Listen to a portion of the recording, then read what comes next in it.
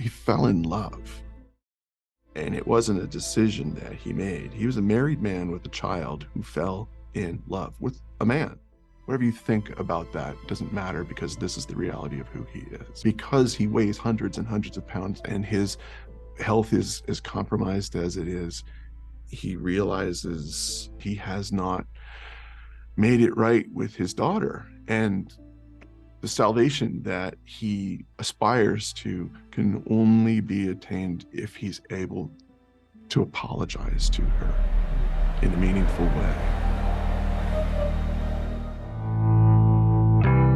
It took some time, but I finally tracked down a theater that was showing Darren Aronofsky's newest film, The Whale. I had very high hopes for this one. I was ready for Brendan Fraser to wow me, and what can I say? Aronofsky outdid himself, Fraser floored me, the film left me in tears. It was everything I hoped it would be. So this is a spoiler warning for those who have not yet seen the film. Please do, it's a very special film. You don't have to be angry at the whole world. You can just be angry at me. The Whale tells the story of a morbidly obese college professor named Charlie, a broken man who is warned by his nurse and best friend Liz that he will die imminently. Charlie has an estranged daughter named Ellie who he's wanted to reconnect with for a long time now, and since his time has been cut short, he decides to do all that he can to help her. Their relationship is so strained that he has to pay her to spend time with him.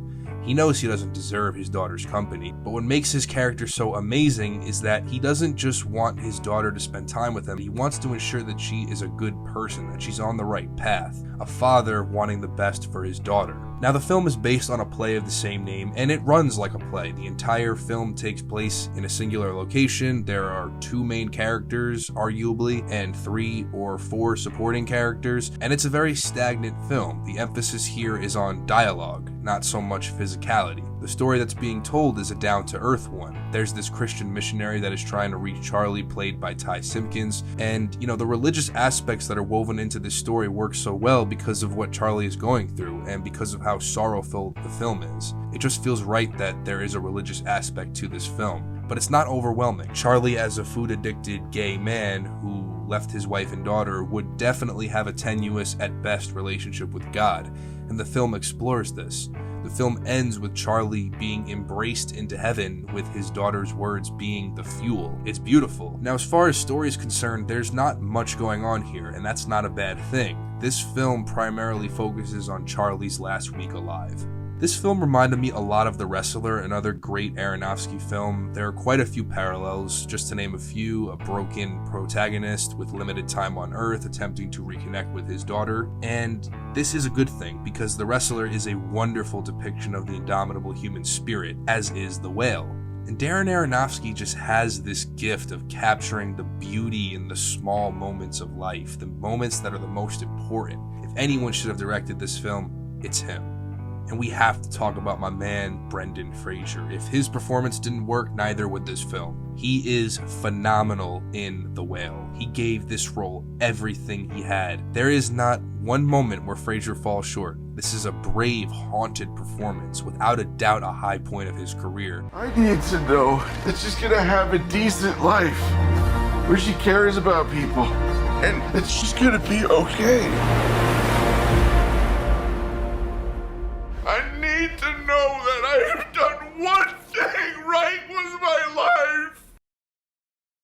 A few months back, I made a video about Brendan's difficult past and road to this film. It's very clear that he had to tap into some very dark places in his heart to give a performance like this. He's in tears in many scenes, and when he's not, loneliness seeps out of every fiber of his being. You feel the torment he's constantly in being so heavy, and the pain in his heart due to the mistakes that he's made. He's covered in prosthetics the entire time. His performance is all in the eyes and the face, since there's not much physicality to his role. The few physical moments that are here are so amazing.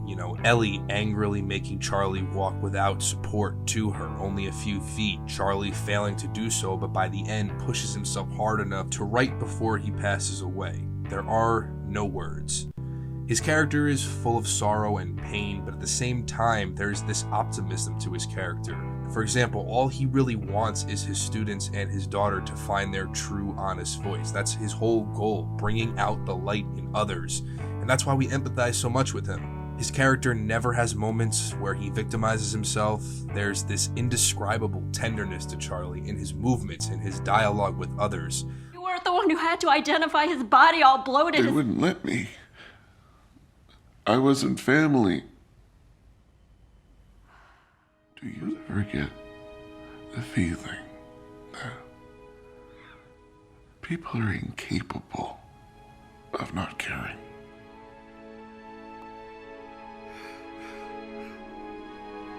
People are amazing.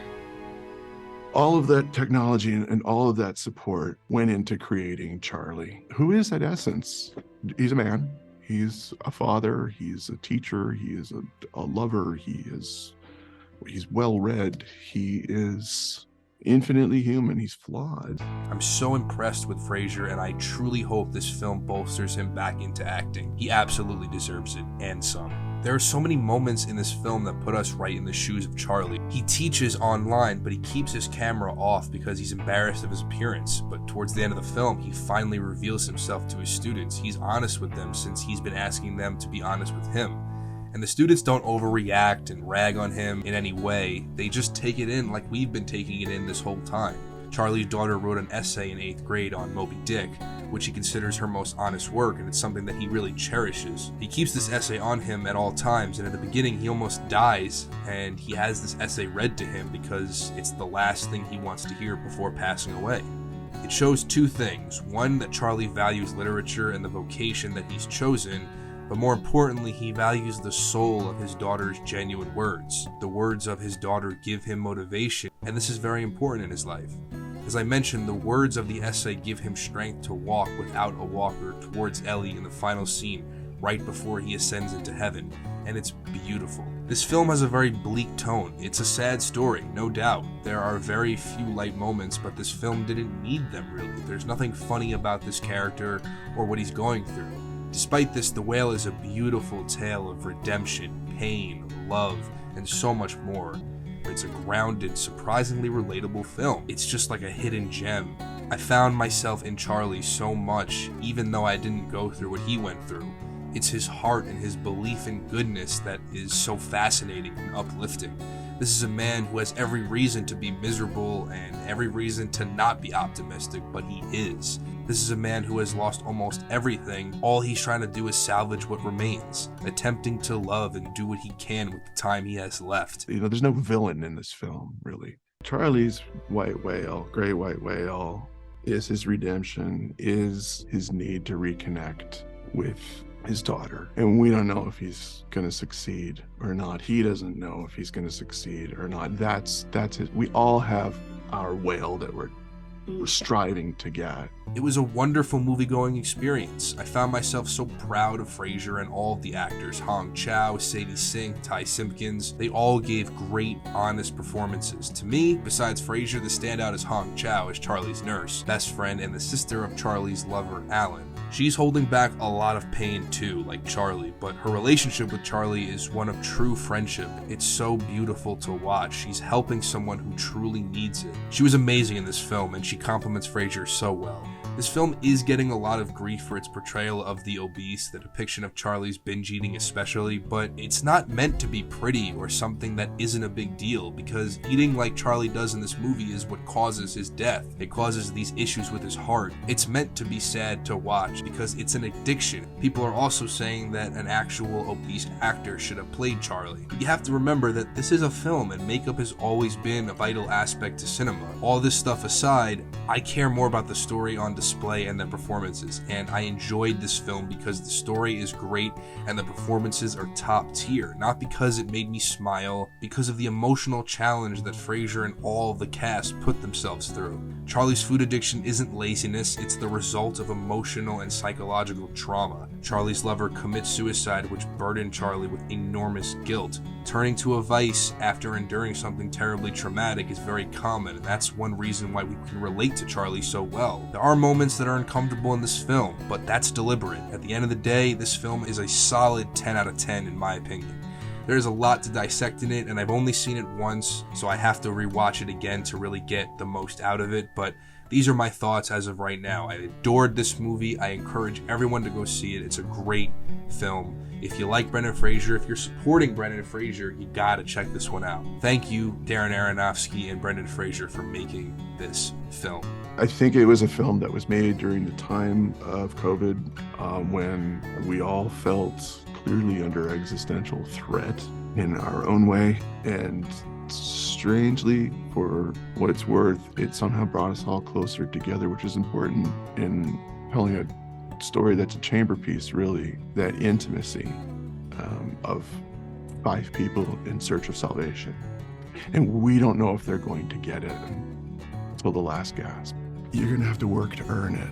And we might not succeed by story's end. We don't know that. That's the breathlessness of watching this movie that I find. But I do know that you're going to feel differently about whatever you walked in the door with, whatever preconceived notion you had. It will change by the time the credits show.